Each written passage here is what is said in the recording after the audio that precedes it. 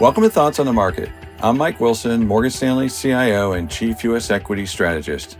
Today on the podcast, I'll be discussing the Fed's new signaling on policy and what it means for stocks. It's Monday, August 25th at 11:30 a.m. in New York, so let's get after it. Over the past few months, the market started to anticipate a Fed pivot to a more dovish stance this fall. More specifically, the bond market started to price in a very high likelihood for the Fed to start cutting interest rates again in September. Equities have taken their cues from the signaling in the bond market by trading higher through most of the summer, despite lingering concerns about tariffs, international conflicts, and valuation.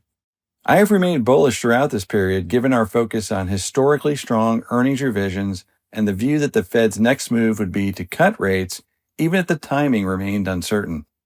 Last week, the Fed held its annual symposium in Jackson Hole, where they typically discuss near-term policy intentions as well as larger considerations for their strategic policy framework.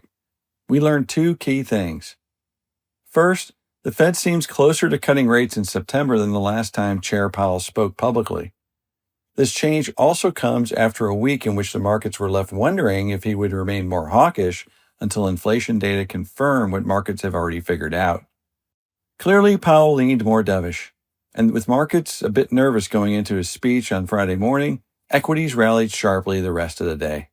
Second, the Fed also indicated that it will no longer target average inflation at 2%. Instead, it will make 2% the target at all times.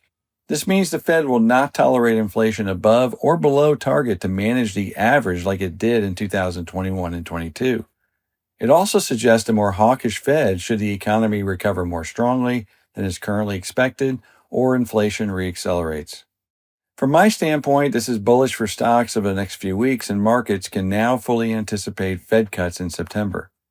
However, I see a few risks for September and October worth thinking about as the S&P 500 approaches our long-standing 6,500 target. The first risk is the Fed decides to not cut rates after all because either growth is better or inflation is higher than expected.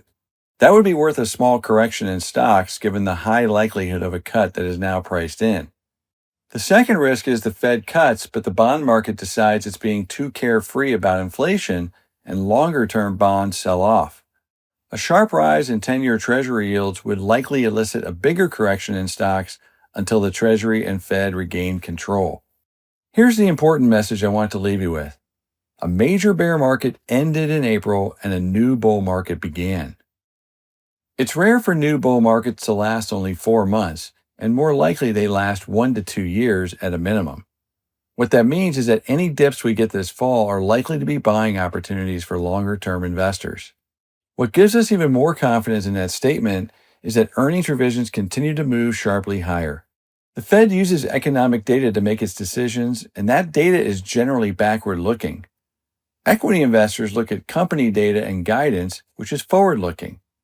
This fact alone explains the wide divergence between equity prices and Fed decisions, which tend to be late and after equity markets have already figured out what's going to happen rather than what's in the past. Bottom line, I remain bullish on the next 12 months given what companies and equity markets are telling us. Thanks for tuning in. I hope you found it informative and useful. Let us know what you think by leaving us a review.